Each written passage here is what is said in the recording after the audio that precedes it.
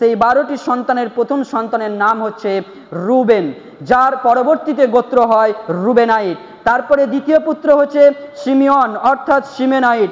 তারপরে আছে লেভি, যেখানে ইমাম কাহানদের গোত্র। এরপরে 4 নম্বরে আছে ইহুদা, অর্থাৎ এখান থেকেই পরবর্তীতে ইহুদি গোত্রের প্রতিষ্ঠিত হয়। 5 নম্বরে আছে ইসহাকার, এখান থেকে ইসহাকরাইট।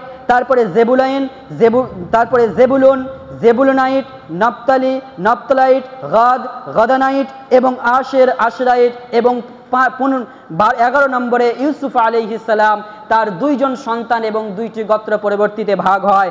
12 নম্বরে থাকে বনিয়ামিন, বনিয়ামিন নিজস্ব গোত্র। সম্মানীয় উপস্থিতি, হযরত ইয়াকুব আলাইহিস সালামের এই 12টি সন্তান থেকে 12টি গোত্র তৈরি হয়। আর এর থেকে 4 নম্বর সন্তান হচ্ছে ইহুদি। এই ইহুদা থেকে পরবর্তীতে প্রখর বিস্তৃত লাভ করে ইহুদি জাতি।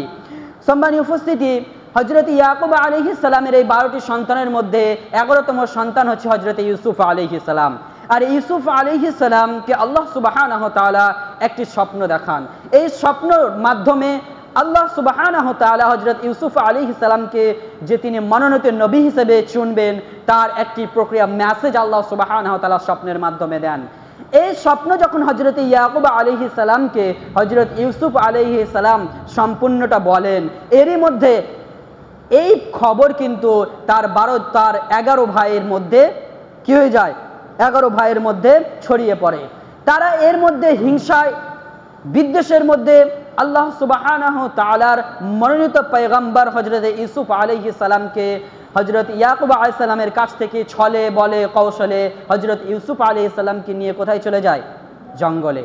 এই ঘটনা আমাদের খুব মশহুর ঘটনা, আমরা সকলেই জানি। কিন্তু এই ঘটনার হযরত ইউসুফ আলাইহিস সালামকে কেন্দ্র করে এই যে ইহুদি জাতির যে প্রখর বিস্তৃত লাভ হবে, আজকে আমরা সম্পূর্ণ ইতিহাস শুনব। এই সম্পূর্ণ ইতিহাস শোনার জন্য আমরা অনেক ঘটনাকে ড্রপ আউট করতে করতে যাব। আমরা সুতরাং আমাদের কাজ হচ্ছে যে ইমাম সাহেবের বক্তব্যটাকে অতি মন দিয়ে শ্রবণ করা। সম্মানীয় উপস্থিতি, এই যে ইউসুফ আলাইহিস সালামকে ছলে বলে কৌশলে তারা কোথায় নিয়ে চলে গেল? জঙ্গলে নিয়ে চলে গেল। জঙ্গলে নিয়ে যাওয়ার পর তারা মাশওয়ারা করলো। কি করলো? মাশওয়ারা করলো। এবং তারা যে মাশওয়ারার মধ্যে যেই রায়টাকে তারা প্রস্তাব দিয়েছিল, সেটা আল্লাহ সুবহানাহু ওয়া তাআলা পবিত্র কোরআনুল কারীমের মধ্যে বর্ণনা করছেন। فلما ذهبوا به واجمعوا ان يجعلوه في غيابة الجب واوحينا اليه لتنبئنهم بامرهم وهم لا يشعرون। আল্লাহ সুবহানাহু ওয়া তাআলা পবিত্র কোরআনুল কারীমের মধ্যে আমাদেরকে জানিয়ে দিচ্ছেন সূরা ইউসুফের 15 নম্বর আয়াতে, যে এরপরে তারা কি করছিল? তারা মনোনিবেশ করলো যে আমরা ইউসুফ আলাইহিস সালামকে একটি কুয়ায় ফেলবো। কোথায় ফেলবো? কুয়ায় ফেলবো। আল্লাহ সুবহানাহু ওয়া তাআলার পয়গম্বরকে তারা কুয়ায় ফেলে দিল। এই কুয়ায় ফেলে দেওয়ার সঙ্গে সঙ্গে আল্লাহ সুবহানাহু জিবরাইল আলাইহিস সালামকে আদেশ করলেন, যাও আমার পয়গম্বরকে তুমি প্রোটেক্ট করো, যাও।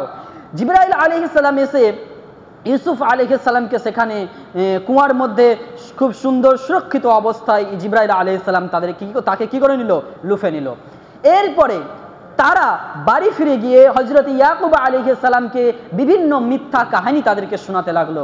ইয়াকুব আলাইহিস সালাম সব কিছু বোঝার পরেও তিনি এর তীব্র নিন্দা জানিয়েছিলেন ঠিকই, কিন্তু এর পক্ষে তিনি যে প্রতিবাদ করবে সেই ক্ষমতা ইয়াকুব আলাইহিস সালামের হয়ে ওঠেনি। পরবর্তীতে এখানে আমরা যাব যে ইউসুফ আলাইহিস সালাম কুয়া থেকে কোথায় গেল। ইউসুফ আলাইহিস সালামকে কুয়া থেকে কিছু বানিকরা তুলে নিয়ে তাকে মিশরে নিয়ে গেল। এই মিশরে নিয়ে গিয়ে হযরত ইউসুফ আলাইহিস সালাম ছিল অত্যন্ত সুন্দর দেখতে। ইউসুফ আলাইহিস সালামকে মিশরে আজিজের পছন্দ হয়ে গেল এবং মিশরে আজিজ তাকে কি করে নিল? কিনে নিল। কিনে নেওয়ার পর আমরা আর ঘটনার মূল গভীরে যাব না। হযরত ইউসুফ আলাইহিস সালাম কালের আবর্তনে, দিনের পরিবর্তনে, চড়াই উতরার মধ্য দিয়ে হযরত ইউসুফ আলাইহিস সালাম একটা সময় মিশরের ফুড মিনিস্টার হলেন, খাদ্যমন্ত্রীর পদে তিনি নিয়োগ হলেন। এরপরে হযরত ইউসুফ আলাইহিস সালাম মেয়ের কাছে আগে থেকেই খবর ছিল যে পৃথিবী এই রাষ্ট্রগুলো নিয়ে, ফিলিস্তিন থেকে শুরু করে রাষ্ট্রগুলো নিয়ে খাদ্যর সংকট দেখা দিবে, খাদ্যর অভাব দেখা দিবে। হযরত ইউসুফ আলাইহিস সালাম কি করলেন? একটি বৎসর ধরে অনেক মজুদ পরিমাণ খাদ্যদ্রব্য তিনি কি করলেন? একটি জায়গায় মজুদ করলেন।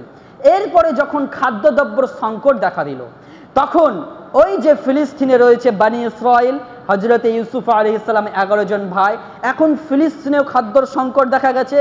এখন তার ভাইরা সপরিবার সহ কয় ভাই মিলে তারা কি করলো? ফিলিস্তিন সফর করলো। ফিলিস্তিন সফর করে এসে হজরতে ইউসুফ আলাইহিস সালামের কাছে এসে বলল যে ইয়া আমিরুল মুমিনিন, আমাদের ফিলিস্তিনে খাদ্যর সংকট দেখা গেছে, আমরা অনেক দিন যাবৎ না খেয়ে রেখেছি, আমাদেরকে কিছু খাদ্য দিন। হজরতে ইউসুফ আলাইহিস সালাম দেখা মাত্র চিনতে পেরে গেলেন এরা তো আমার ভাই। হজরতে ইউসুফ আলাইহিস সালাম বললেন, ঠিক আছে, তোমাদেরকে আমরা আরও অনেক খাদ্যদ্রব্য দিব, কিন্তু তুমি ফিলিস্তিনে ব্যাক হও, ফিলিস্তিনে গিয়ে তোমার বাবা সহ সব পরিবারকে তুমি মিশরে নিয়ে আসো। এরপরে তারা গিয়ে ফিলিস্তিন থেকে তার বাবাকে সহ সব পরিবারে মিশরে তারা সফর করলো এবং হজরত ইউসুফ আলাইহিস সালাম তাদেরকে পরিচয় দিল, বলল আমি সেই ইউসুফ যাকে তোমরা কুয়ায় ফেলেছিলে। ইয়াকুব আলাইহিস সালাম কান্না ধরে রাখতে পারলো না, তাকে বুকে জড়িয়ে দিয়ে চুম্বন করতে শুরু করলো। হজরত ইউসুফ আলাইহিস সালাম তখন বলল তার ভাইদেরকে, ক্বালা লা তাসরিবা আলাইকুমুল ইয়াম, আমি আজকে তোমাদেরকে কোনো ধিক্কার জানাবো না, কোনো প্রতিবাদ করব না, তোমাদেরকে কোনো শাস্তি আমি দেব না, আজকে আমি তোমাদেরকে আল্লাহর জন্য মাফ করে দিলাম। তার সকল ভাইকে সে মাফ করে দিলে। এখন দেখেন বানি ইসরাইলরা ফিলিস্তিন থেকে কোথায় এলো? মিশরে এলো। মিশরে এখন ইউসুফ আলাইহিস সালাম তার ভাই ফুড মিনিস্টার হওয়ার কারণে এখন তারা খুব সুন্দর আরাম ও বিলাসিতার মাধ্যম দিয়ে জীবন যাপন করছে, খুব লাক্সারিয়াস লাইফ লিভ করছে। এরপরে হজরত ইউসুফ আলাইহিস সালাম দুনিয়ার বুক থেকে যখন চলে গেলেন, তখন আর কোনো পয়গম্বর নেই, কোনো নবী নেই, তখন বদ্দিনীতে ছেয়ে পড়লো। হজরত ইউসুফ আলাইহিস সালাম না থাকার কারণে এই বানি ইসরাইল জাতি অত্যন্ত নিম্ন এবং জঘন্য নিকৃষ্টতম কাজ করতে শুরু করলো, আল্লাহর নাফরমানিতে ছেয়ে পড়লো। তখন আল্লাহ সুবহানাহু ওয়া তাআলা তার সেই স্টাইলকে নির্বাচন করলেন। সেই স্টাইল নির্বাচন করার আগেই কিন্তু হজরত ইউসুফ আলাইহিস সালাম যাওয়ার আগে বাইরের এক ক্ষমতাবান হাকসুস গোত্র কিন্তু ইউসুফ আলাইহিস সালামের যাওয়ার পরে এই হাকসুস গোত্র কিন্তু মিশরকে পরিচালনা করছিল। এরপরে যখন এই বানি ইসরাইল তারা চারিত্রিক দিক থেকে জঘন্য এবং আল্লাহর নাফরমানিতে ছেয়ে পড়ল, তখন আল্লাহ সুবহানাহু ওয়া তাআলা কিবতিয়া বংশ, অর্থাৎ এটাই হচ্ছে ফেরাউনের বংশ, এই কিবতিয়া বংশকে আল্লাহ সুবহানাহু ওয়া তাআলা মিশরের ক্ষমতা ধরিয়ে দিলেন। এই মিশরের ক্ষমতা ধরিয়ে দেওয়ার পর কিবতিয়া বংশের 19তম বাদশাহ, যাকে আমরা ফেরাউন নামে জানি, তার প্রকৃত নাম হচ্ছে রামেসেস। তার নাম কি? রামেসেস। এই ফেরাউন, এই 19তম বাদশাহ, সে নিজেকে কি বলল?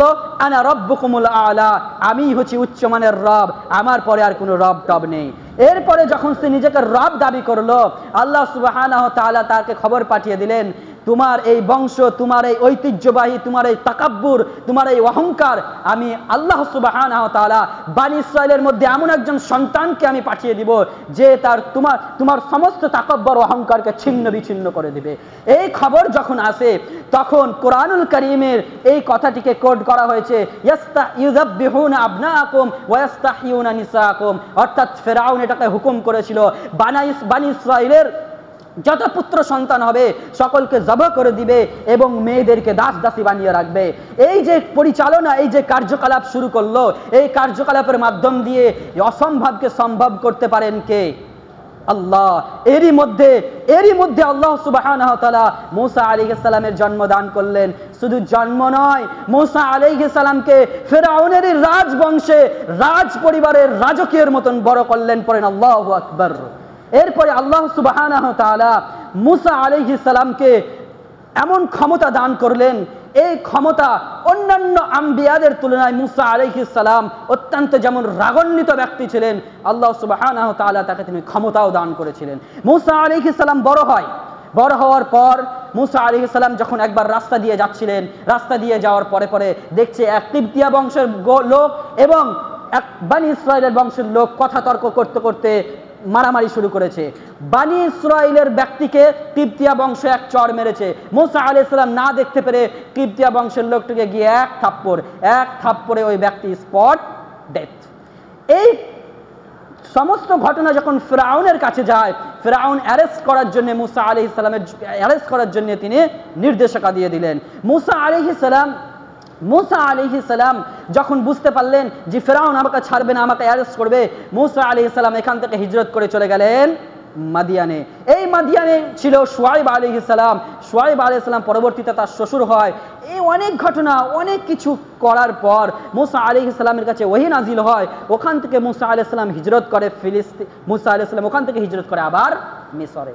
মিসরে হিজরত করার পর এবার শুরু হয় ফিরআউনের সাথে মুসা আলাইহিস সালামের যুদ্ধ। বিভিন্ন যে হিস্ট্রি যুদ্ধ আমরা দেখতে পাই মুসা আলাইহিস সালামের ফেরাউনের, এরপর থেকে শুরু হয়। এরপরে সব কিছু করার পর যে মশহুর ঘটনাটা আমরা শুনতে পাই যে মুসা আলাইহিস সালাম তার কম দল বলকে নিয়ে তিনি লোহিত সাগরের দিকে ছুটলেন। এই যে লোহিত সাগরের দিকে তিনি পাড়ি দিলেন, মুসা আলাইহিস সালাম পাড়ি দেওয়ার পর দেখলেন সামনে সাগর, পেছনে ফেরাউনের দলবল। আল্লাহকে বললেন, হে আল্লাহ, আজকে কি আমাদের কাছে মৃত্যু অনিবার্য? আল্লাহ সুবহানাহু ওয়া তাআলা অসম্ভবকে সম্ভব করতে পারেন। আল্লাহ হচ্ছেন যাকে জীবন দান করবেন তাকে কেউ মৃত্যু দিতে পারে না, যাকে আল্লাহ সুবহানাহু ওয়া তাআলা মৃত্যু দান করেন তাকে কেউ জীবন দিতে পারে না। এই বিশ্বাস আম্বিয়া কেরামদের ছিল। আল্লাহর কাছে হাত তুলে দোয়া করলো। আল্লাহ বলল, চিন্তা করো না, টেনশন করো না, তোমার হাতে যে আশা বাড়িটি আছে এই লাঠিটি তুমি পানিতে প্রবেশ করো।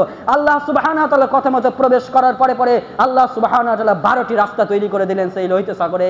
আর 12টি রাস্তা দিয়ে 12টি গোত্র পার হয়ে গেল।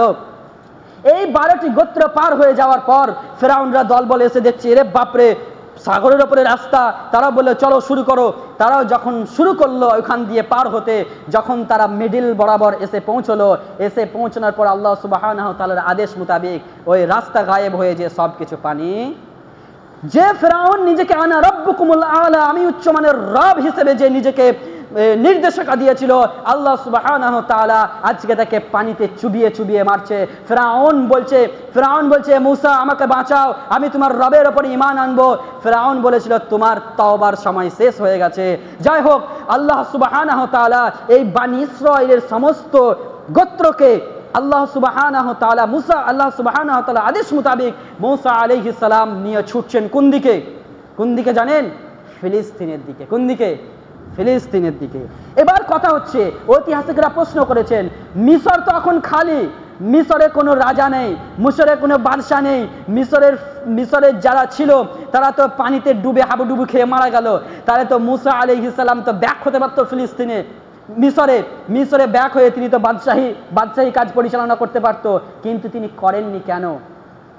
ভাই, এর অন্যতম কারণ হচ্ছে মুসা আলাইহিস সালাম চেয়েছিলেন বাইতুল মুকাদ্দাস যাওয়ার জন্য।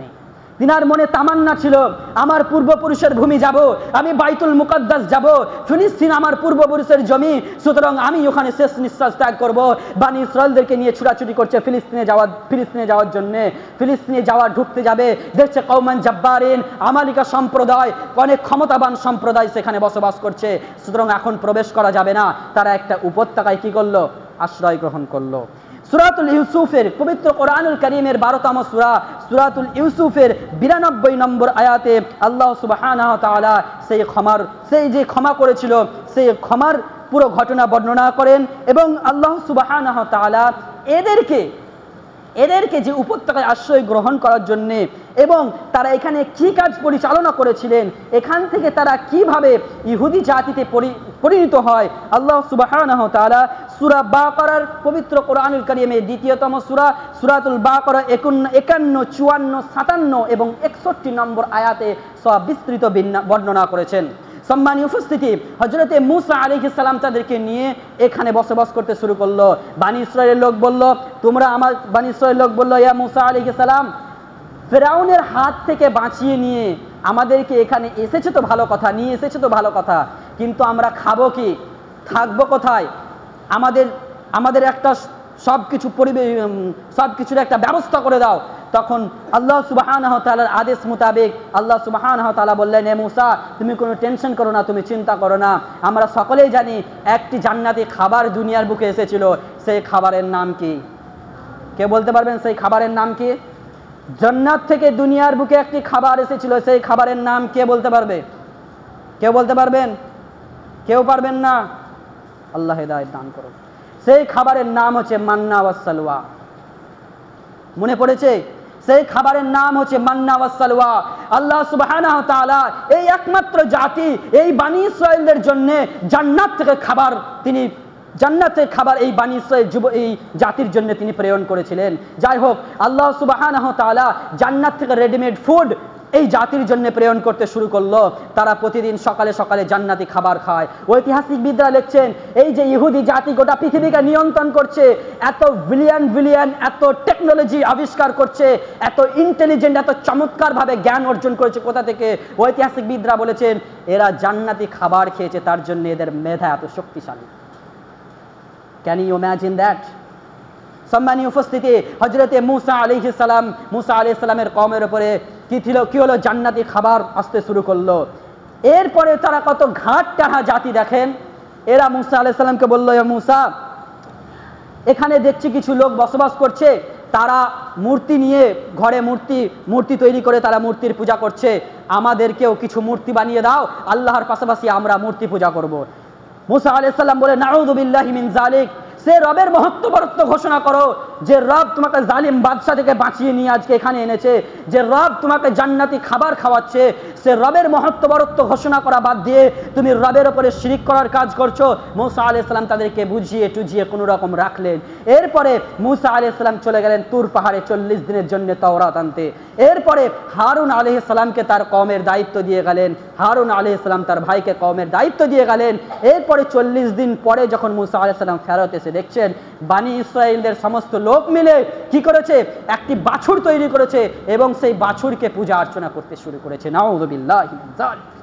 এরপরে এই বাছুরকে যখন পূজা অর্চনা করা দেখে মুসা আলাইহিস সালাম অত্যন্ত রাগান্বিত হলেন এবং তাদেরকে বুঝিয়ে বললেন, দেখো যা হয়েছে হয়েছে, এসব কিছু বাদ দাও। আমি তুর পাহাড়ে গিয়েছিলাম, আল্লাহর সঙ্গে কথা হয়েছে, আল্লাহ আমাকে তাওরাত দিয়েছে এবং আল্লাহর একটি নির্দেশিকা আছে যে আল্লাহ সুবহানাহু ওয়া তাআলা বলেছে এই যে ফিলিস্তিন বাইতুল মুকাদ্দাস দেখছো, এই বাইতুল মুকাদ্দাসকে বিজয় করতে হবে। কে কে আর রাজি আছো? হাত তোলো, বাইতুল মুকাদ্দাস বিজয় করব। তখন সকালে বলল, না না, আমরা ওখানে যাব না। কওমান জাব্বারিন ফিহা কওমান জাব্বারিন, ওখানে অনেক ক্ষমতা শক্তিশালী আমালিকা সম্প্রদায় থাকে, আমরা ওদের সঙ্গে যুদ্ধ করতে পারবো না। আল্লাহ সুবহানাহু ওয়া তাআলা নিজে নির্দেশিকা দিয়েছিলেন যে তোমরা বাইতুল মুকাদ্দাস বিজয় করো। আল্লাহ সুবহানাহু ওয়া তাআলা যখন বলেছেন তখন বিজয় করে দেওয়ার মালিক তো আল্লাহ, তোমরা শুধু যুদ্ধটা শুরু করো। মুসা আলাইহিস সালাম তাদেরকে বুঝালেন, বললেন না, আমরা যুদ্ধ করতে পারবো না। শুধু কি এখানেই তারা থেমে গেছিল? শুধু এখানেই থামেনি, তারা বলেছিল ক্বালু ইয়া মুসা, তারা মুসাকে বলেছিল, হে মুসা, ইন্না লান নাদখুলাহা আবাদাম মা দামু ফিহা, তোমার যদি যুদ্ধের প্রয়োজন মনে হয়, ফাযহাব আনতা, তুমি যাও, ওয়া আনতা রব্বুকা, এবং তোমার রবকে নিয়ে যাও, ফাকাতিলা, তোমরা দুজন মিলে যুদ্ধ করো। হ্যাঁ, ফাকাতিলা ইন্নাহা হুনা কাঈদুন, এই আমরা এখানে বসলাম। কত বড় উচ্চ মাপের বেয়াদবি কথা তারা বলেছিল, দেখেছিলেন? মুসাকে বলল, যদি যুদ্ধের প্রয়োজন তুমি মনে করো, তুমি যাও আর তোমার রবকে নিয়ে যাও, গিয়ে তোমরা দুজনে যুদ্ধ করো, এই আমরা এখানে একটু বসলাম। আল্লাহ সুবহানাহু ওয়া তাআলা এটা নিতে পারলেন না।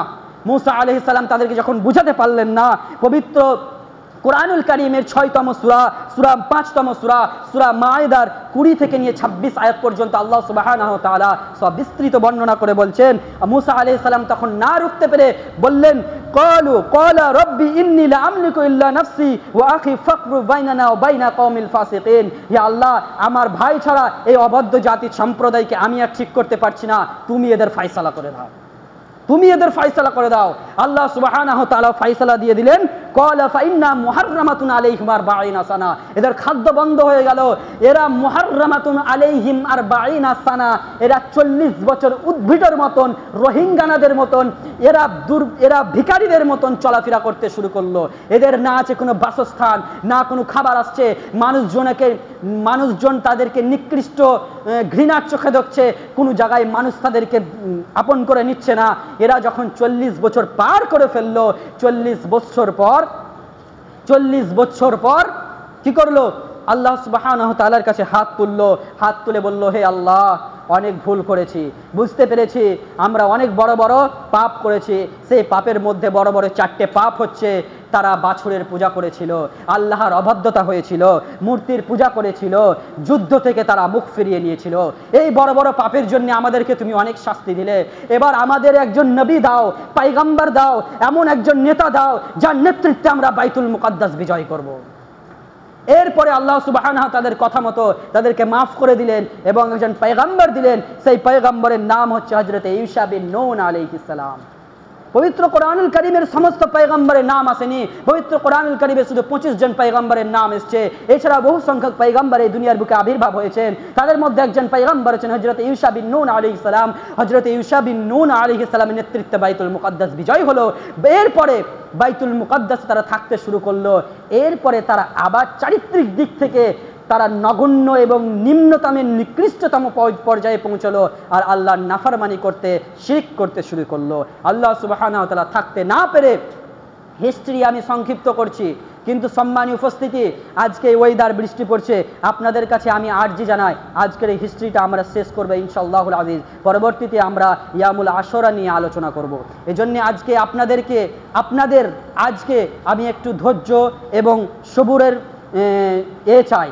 আপনারা একটু ধৈর্য ধরে সবুর ধরে একটু শুনুন, খুব বেশি সময় নেব না, হয়তো খুব জোর হলে 5 মিনিট বেশি সময় নেব। আজকের আমরা ইতিহাসটি শেষ করব ইনশাআল্লাহুল আজিজ। রাজি আছেন তো ইনশাআল্লাহ?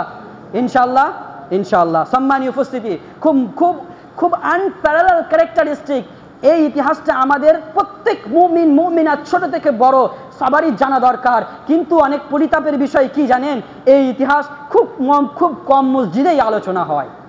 কি ভুল বললাম? খুব কম মসজিদেই আলোচনা হয়। সম্মানীয় উপস্থিতি, যাই হোক, আমরা যে পয়গম্বরের কথা বলছিলাম সে হচ্ছে হযরত ঈসা বিন নূন আলাইহিস সালাম। তার নেতৃত্বে বিজয় হলো এবং তারা চারিত্রিক দিক থেকে নিকৃষ্টতম হলো এবং আল্লাহ সুবহানাহু তাদেরকে বাইতুল মুকাদ্দাস থেকে বার করে ফেলে দিলেন। এরপরে জালুতের সম্প্রদায় বাইতুল মুকাদ্দাস বিজয় করলো। কার সম্প্রদায়? জালুতের সম্প্রদায়। এই জালুতের সম্প্রদায় যখন জালুতের সম্প্রদায় কি জালুতের বংশ কি করলো? বাইতুল মুকাদ্দাস বিজয় করলো। এই বাইতুল মুকাদ্দাস বিজয় করার পর তারা দেখলো যে আর হবে না, আমরা অনেক আবার পাপাচারে লিপ্ত হয়ে গেছিলাম। এই জন্য আল্লাহ সুবহানাহু ওয়া তাআলা বাইতুল মুকাদ্দাস অর্থাৎ পবিত্র ভূমি আমাদের কাছ থেকে ছিনিয়ে নিলেন। আল্লাহর কাছে দোয়া করো, হাত তোলো যেন আল্লাহ আবার যেন আমাদেরকে বাইতুল মুকাদ্দাস ফিরিয়ে দেয়। তখন তারা আবার হাত তুললো, হে আল্লাহ, আমরা ভুল করেছি, পাপ করেছি, আর একবার আমাদেরকে সময় দাও, এবারের মতন আমাদেরকে মাফ করে দাও, আরেকজন পয়গম্বর দাও, আরেকজন নবী দাও, আরেকজন নবীর নেতৃত্বে আমরা আবার বাইতুল মুকাদ্দাস বিজয় করে দেখিয়ে দেব। এই বানি ইসরাইলের প্রতি আল্লাহ সুবহানাহু ওয়া তাআলা আবার রহম করলেন, আবার একজন নবী দিলেন। যেই নবী দিয়েছিলেন সেই পয়গম্বর, সেই নবীর নাম হচ্ছে হযরতে শামউল আলাইহিস সালাম। হযরতে শামউল আলাইহিস সালাম।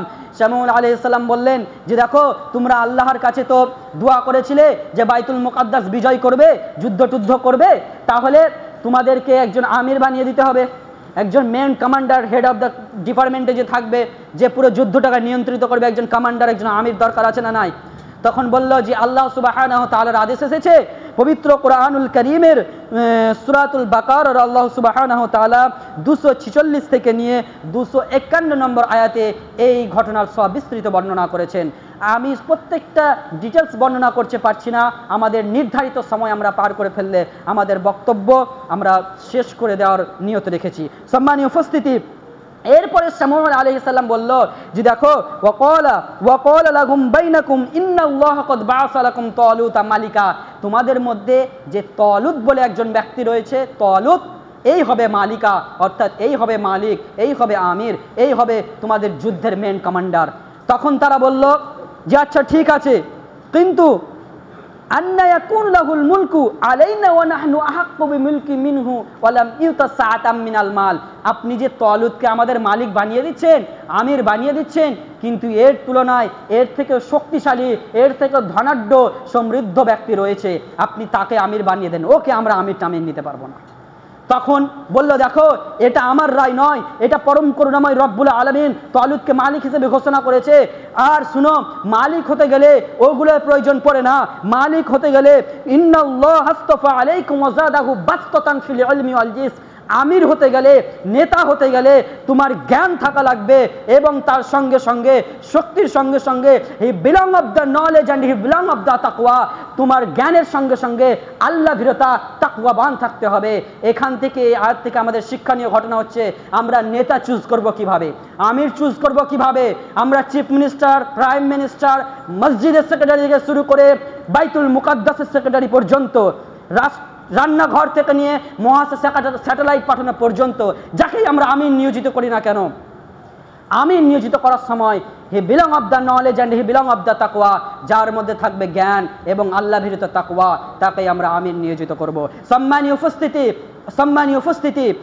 উপস্থিতি, আল্লাহ সুবহানাহু ওয়া তাআলা যখন এই আদেশ দিয়ে দিলেন তখন তারা বুঝার পর তালুতকে কি করে দিলেন?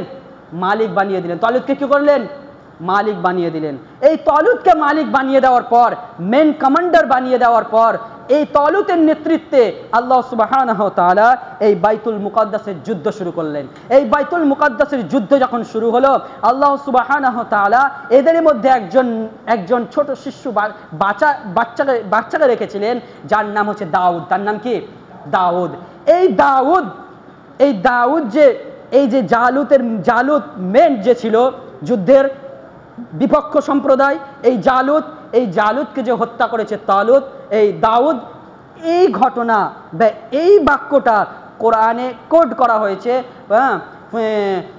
আল্লাহ সুবহানাহু ওয়া তাআলা বলছেন যে দাউদ কি করেছে? তালুতকে হত্যা করেছে। এরপরে এই যে দাউদ ছোট বাচ্চা যে জালুতকে হত্যা করলো, এই জালুতকে হত্যাকারী ছোট্ট দাউদ পরবর্তীতে আল্লাহ সুবহানাহু ওয়া তাআলা নবী হিসেবে মনোনীত করলেন। পরবর্তীতে এই ছোট্ট বাচ্চা দাউদই হয় পরবর্তীতে হযরতে দাউদ আলাইহিস সালাম। এরপরে আমাদের বাস এটা শেষ করে দিই, আমাদের লাস্ট স্টেজ চলছে যে হযরতে দাউদ আলাইহিস সালামকে কি করা হলো? তাকে বাইতুল মুকাদ্দাস বিজয় দেওয়া হলো। হযরত দাউদ আলাইহিস সালাম বড় হয়ে তিনি কি করলেন? বাইতুল মুকাদ্দাসের নেতৃত্ব নিলেন এবং তিনি অনেক বিস্তৃত করে অনেক দূর পর্যন্ত তার কি করলেন? রাজত্বকে ছড়িয়ে দিলেন। এই দাউদের পরে এমন একজন নবীর আবির্ভাব হলো, বলা হয় যায় গোটা পৃথিবীতেই তিনি রাজত্ব করেছিলেন, হযরতে সুলাইমান আলাইহিস সালাম। এই সুলাইমান আলাইহিস সালাম শুধু রাজত্ব নয়, বাইতুল মুকাদ্দাসকে তার মনের মতন করে সাজিয়েছিলেন। জিন দিয়ে তিনি বাইতুল মুকাদ্দাসকে এবং আরো বিভিন্ন টেম্পল থেকে শুরু করে বিভিন্ন তিনি ইবাদতখানাকে এত সুন্দরভাবে তিনি ঐতিহ্যবাহী করে সাজিয়েছিলেন, যা ছিল দেখার মতো। এরপরে সুলাইমান আলাইহিস সালাম পৃথিবীর বুক থেকে বিদায় নিয়ে চলে গেলেন। আর কোনো পয়গম্বর নেই, আর কোনো নবী নেই, নবী আসা বন্ধ হয়েছে। এরপরে সুলাইমান আলাইহিস সালাম চলে যাওয়ার পর প্রায় 350 বছর পরে দেখা যাচ্ছে যে হযরতে সুলাইমান আলাইহিস সালাম চলে যাওয়ার পর যে বানি ইসরাঈলদেরকে রেখে গেছিল, এই বানি ইসরাঈলদের মধ্যে ওই বিষয়টা আবার চলে এসেছে যে তারা চারিত্রিক দিকে নিকৃষ্ট, জঘন্য এবং আল্লাহর শিরক নাফরমানির মধ্যে ব্যস্ত। আল্লাহ সুবহানাহু ওয়া তাআলা তার ইসরায়েলটাকে আবার তিনি প্রচার করলেন, মানে আবার তিনি প্রয়োগ করলেন। সেটা হচ্ছে আবার একটি জালিম বাদশা দিয়ে দিলেন। যেই জালিম বাদশাকে দিয়ে দিলেন, সেই জালিম বাদশা হচ্ছে বখতে নসর, নেবুজাত নজর। এই বখতে নসর বা নেবুজাত নজর বাইতুল মুকাদ্দাসে হামলা চালালো এবং ওই বানি ইসরাঈলদেরকে পিটাতে বাইতুল মুকাদ্দাস থেকে বের করে দিল এবং অনেক সংখ্যক বানি ইসরাঈলদেরকে মেরে ফেলে দিল। অনেক সংখ্যক বানি ইসরাঈলদেরকে ধরে ব্যাবিলনে নিয়ে চলে গেল। এরই মধ্যে যে কিছু সম্প্রদায় বেঁচে গেছিল, চলে এসেছিল এবং যে সম্প্রদায়ের মধ্যে সব থেকে বেশি আল্লাহ সুবহানাহু ওয়া তাআলা পয়গম্বর নবী দিয়েছিলেন, সেই সম্প্রদায় বা সেই গোত্র হচ্ছে হযরত ইয়াকুব আলাইহিস সালামের 4 নম্বর পুত্র ইহুদার কাছ থেকে। এই গোত্র থেকে পরবর্তীতে পয়গম্বর আসার কারণে আর ওই বখতে নসর নেবুজাত নজর হাত থেকে বেশিরভাগ বাঁচার কারণে পরবর্তী গোটা পৃথিবীতে বিস্তৃত লাভ করলো ইহুদি জাতি। বাকি গোত্র নির্মূল হয়ে যাওয়ার পর যা কিছু বেঁচে আছে, যে গোত্রটা বেঁচে আছে, সেই গোত্রটা হচ্ছে ইহুদি জাতি, বর্তমান ইহুদি জাতি। এই ইহুদি জাতি এখন বিভিন্ন জায়গায় রাশিয়া, জার্মান, ইউরোপ, আমেরিকাতে বসবাস শুরু করলো। এরপরে একজন বাদশার আবির্ভাব হলো, যে বাদশা ছিল পারস্যের বাদশা কোরেশ দ্য গ্রেট। এই কোরেশ দ্য গ্রেট এসে ওই ইহুদিদেরকে একত্রিত করলো এবং তাদেরকে একটি কি দিল? নাগরিকত্ব দিয়ে বলল, যাও, তোমাদেরকে আমি জেরুজালেমে যাওয়ার আবার পারমিশন দিয়ে দিলাম। তারা আবার জেরুজালেমে গেল। এই জেরুজালেমে যাওয়ার পর তারা আবার যখন আমি হিস্ট্রি সংক্ষিপ্ত করছি, এই অনেক কিছু ঘটনার পর তখন তারা আল্লাহ ঘটনা ঘটে যাওয়ার পর তারা এত নিচু নেমে গেছিল, এত নিচু নেমে গেছিল যে হযরত সালেহ আলাইহিস সালাম, জাকারিয়া আলাইহিস সালাম সহ বহু সংখ্যক পয়গম্বরকে তারা প্রকাশ্য হত্যা করতে শুরু করলো। পয়গম্বর আসতো, নবী আসতো, নবী তারা দাওয়াত দিত, তাওহীদের দাওয়াত দিত, তো সেই পয়গম্বরকে তারা কি করত? হত্যা করে দিত।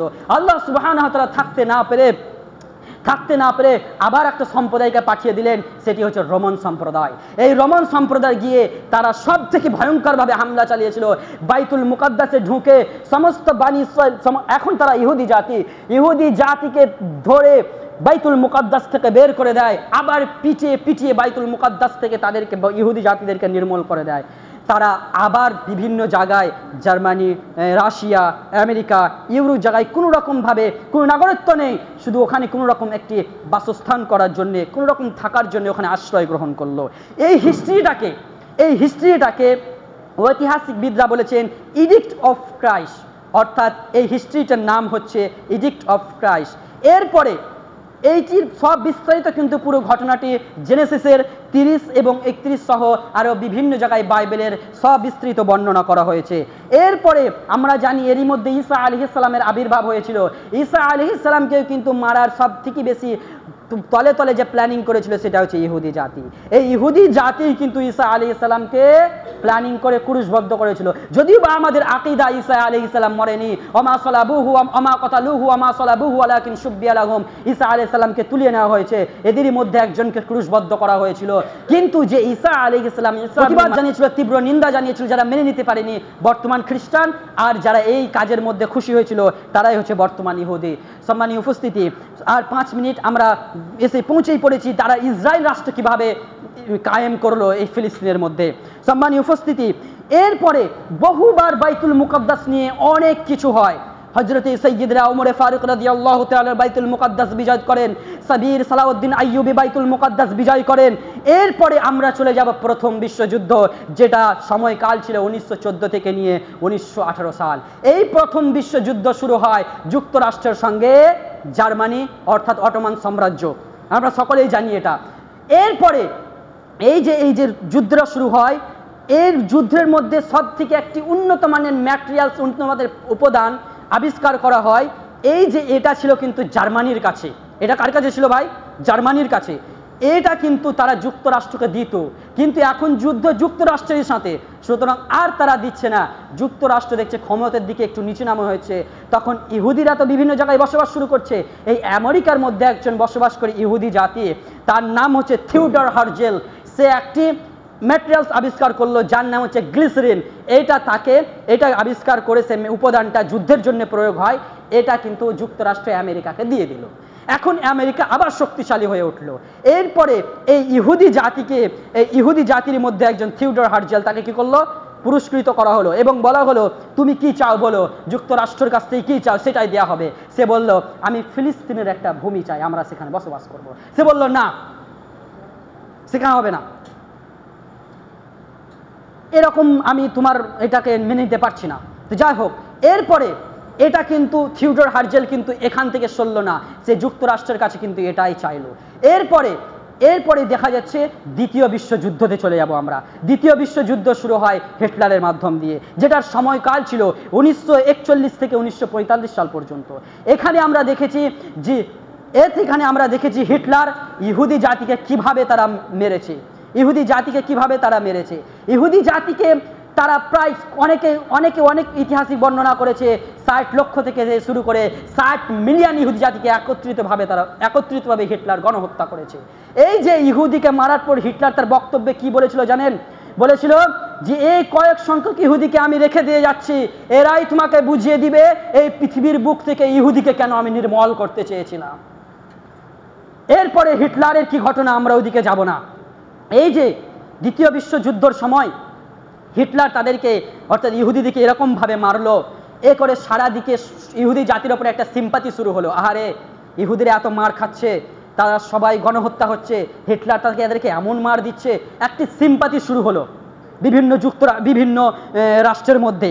এরই মধ্যে এই ফিলিস্তিন যে ইহুদি জাতিরা একটা প্ল্যানিং করলো যে আমরা ফিলিস্তিনে ঢুকবো এবং ফিলিস্তিনে অসহায়ের মতন ঢুকবো। এবং তারা বড় বড় ফেস্টন করলো, যেই ফেস্টনে তারা রেখেছিল we have and where to eat and place, আমাদের খাবার এবং থাকার কোনো নেই, জায়গা নেই। Kindly have mercy on us and please help us, আমাদেরকে একটু জায়গা দাও এবং একটু সাহায্য করো, আমরা শুধু ওখানে বসবাস করব। তো দেখলো ফিলিস্তিনবাসীরা দেখলো যে কি আছে, হিটলারের হাতে এত মার খাচ্ছে, আমাদের ফিলিস্তিনে একটি ভূমিতে একটি ছোট্ট জায়গায় তারা বসবাস করবে, কি আছে, থাকুক না। এই তারা এখানে ঢুকে পড়লো। এরপরে ঢুকে পড়ার পর থিওডর হার্জেল একটি চিঠির মাধ্যম দিয়ে সমস্ত ইহুদি জাতিকে ফিলিস্তিনে হাজির করে দিল। ফিলিস্তিনে হাজির করে দেওয়ার পর এই সময়টা চলে এলো 14ই মে 1948 সাল। এই 48 সাল 14ই মে 1948 সালে হঠাৎ করে এই ফিলিস্তিনের ভূমিটাকে ইসরায়েল একটি নতুন স্টেট বলে ঘোষণা করে দিল। থিওডর হার্জেল ঘোষণা করে যেমনই দিল, 10 মিনিটের মাথায় আমেরিকা অর্থাৎ যুক্তরাষ্ট্র তাকে স্বীকৃতি দিয়ে দিল। আর এইরকম ভাবেই ইসরায়েল স্টেটটা কায়েম হয়ে গেল, যেটা ফিলিস্তিনে ছিল না, পৃথিবীর মানচিত্রে ছিল না। সঙ্গে সঙ্গে যুক্তরাষ্ট্র যখনই স্বীকৃতি দিয়ে দিল, আশেপাশে কয়েকটি রাষ্ট্র ইসরায়েলকে স্বীকৃতি দিয়ে দিল। এইরকম ভাবেই এই স্টেটটা কায়েম হয়। এবার বলুন, এই যে ইহুদি জাতি, এরা কি ফিলিস্তিনে তারা কি আদিবাস, নাকি তারা অসহায়ের জন্য হাত পেতে ভিক্ষার মতন ফিলিস্তিনে এসেছিল? ভিক্ষার থালা নিয়ে ফিলিস্তিনে এসেছিল, যে পাত খেয়েছে সে পাত ছানা করেছে। সুতরাং এদের মতন বিশ্বাসঘাতকতা, নিমকহারাম জাতি এই পৃথিবীর বুকে আছে বলে মনে হয় না। সম্মানীয় উপস্থিতি, আর 1 মিনিট আমি এই বক্তব্যটাকে ফিনিশ করে দিচ্ছি। 1 মিনিট আপনাদের ধৈর্যের আমি চাই। সম্মানীয় উপস্থিতি, আমরা দেখেছি যে ফিলিস্তিনে ছোট ছোট শিশু বাচ্চা ইহুদি, গাজা থেকে শুরু করে ফিলিস্তিনে আমাদের ছোট ছোট বাচ্চা ইহুদি কি হচ্ছে, এই ছোট ছোট বাচ্চা শহীদ হয়ে যাচ্ছে। এই শহীদ হওয়ার মাধ্যম দিয়েও আমরা মুসলমান উম্মাহ হিসেবে আমাদের রক্তক্ষরণ হচ্ছে। কিন্তু আমরা যারা আমিরুল মুমিনিন রয়েছি, মুসলিম রাষ্ট্র রয়েছি, তারা আমরা চুপ করে আছি। এই চুপ করে থাকার ফলে কিন্তু আমাদের সব থেকে বড় ক্ষতি হচ্ছে। সম্মানীয় উপস্থিতি, আমরা দেখেছি যে আফগানিস্তানে 2001 সালে যখন যুদ্ধ হয়, তখন যুদ্ধ হওয়ার সময় কিন্তু ওসামা বিন লাদেন শহীদ হয়। তখন কিন্তু মুসলিম রাষ্ট্ররা চুপচাপ ছিল, কেউ কোনো কথা বলেনি। 2003 সালে যখন আমেরিকা হামলা করে, তখনও কিন্তু মুসলিম রাষ্ট্র চুপচাপ ছিল। সাদ্দাম হোসেন শহীদ হলো, কেউ কিছু বলল না। এরপরে 2011 সালে আমেরিকা যখন আবার লিবিয়াতে যুদ্ধ হামলা চালালো, তখন কিন্তু আমাদের আমিরুল মুমিনরা চুপচাপ ছিল, কেউ কিছু বলেনি, গাদ্দাফি শহীদ হয়ে গেল। এরপরে 2013 সালে আমেরিকার সহযোগিতায় সিসি সে মিশরে গিয়ে ইসলামী তন্ত্রকে ক্ষমতা থেকে নামিয়ে দিয়ে নাজায়েজ ক্ষমতা সে প্রয়োগ করলো, তখনও কিন্তু মুসলিম রাষ্ট্র আমিরুল মুমিনরা কিছু বলেনি, চুপচাপ ছিল। এরপরে 2024 সালে যখন আমেরিকার ইসরায়েল প্ল্যানিং মিলে ইব্রাহিম রাইসিকে হত্যা করলো, তখনও কিন্তু মুসলিম রাষ্ট্ররা চুপচাপ ছিল, কেউ কোনো কথা বলেনি। এখন 2025 সালে আমেরিকার সহযোগিতায়, আমেরিকা সহ ইসরায়েল আজকে ফিলিস্তিন থেকে শুরু করে ইরান, আমাদের মুসলিম রাষ্ট্রগুলোকে যে পুরো নির্মূল করে দেওয়ার প্ল্যানিং করছে, এখনো আমিরুল মুমিনা ঘুমিয়ে আছে, কোনো তাদের ঘুম ভাঙেনি। সম্মানীয় উপস্থিতি, হয়তো শেষ পর্যন্ত বাকি থাকবে বাংলাদেশ, ভারত, পাকিস্তান। হয়তো দেখা গেল যে এরকম করতে করতে আমাদের মুসলিম রাষ্ট্রগুলো বিলুপ্ত হয়ে গেল। আসলে আমরা ঘুম ভাঙাতেই পারিনি। আমিরুল মুমিনরা এখনো তাদের আলম বিলাসিতার মধ্যে রয়ে গেছে। সম্মানীয় উপস্থিতি, লাস্ট কথা হচ্ছে যে আমাদের কি করণীয়, আমাদের করণীয় হচ্ছে যে আমাদের ঘুম ভাঙতে হবে, আমাদেরকে জেগে উঠতে হবে। আমরা যদি না জাগতে পারি, তাহলে কিন্তু দুর্গন্ধ অধিকারী কে জানেন? ব্যাকেটের শুভেন্দু অধিকারী। এই দুর্গন্ধ অধিকারী ভারতের জালদ সন্তান, অর্থাৎ ফেরাউনের উত্তরসূরি। সে কি বলেছে জানেন? অন ক্যামেরাতে কি বলেছে? গাজাকে সমতল করে দাও। আরে বেটা, জানে না মুসলিম জাতি এমন জাতি, বদরের যুদ্ধের সংখ্যা নয়, তারা ঈমান দিয়ে বিজয় করেছে। মুসলিম জাতি এমন জাতি যে তারা শহীদের তামান্নাকে, মরণের তামান্নাকে তারা উচ্চ মনে করে, সব থেকে উত্তম মনে করে এই দুনিয়ার ফাহেসাত বিলাসিতার থেকেও। সুতরাং মুসলিম জাতি এমন জাতি, একবার যদি জেগে উঠে বাতিল শক্তি থরথর করে কাঁপবে। আমরা হচ্ছি উমর ফারুক রাদিয়াল্লাহু তাআলা আনহু, সাইয়্যিদনা আলী ইবনে আবি তালিব রাদিয়াল্লাহু তাআলা আনহু, খালিদ বিন ওয়ালিদ থেকে শুরু করে বীর সালাউদ্দিন আইয়ুবের উত্তরসূরি। সুতরাং আমরা সুতরাং আমরা যদি একবার জেগে উঠি, বাতিল শক্তি এমনিতেই থরথর করে কাঁপবে। সুতরাং গাজাকে সমতল করে দেওয়ার কথা তুমি বলো না।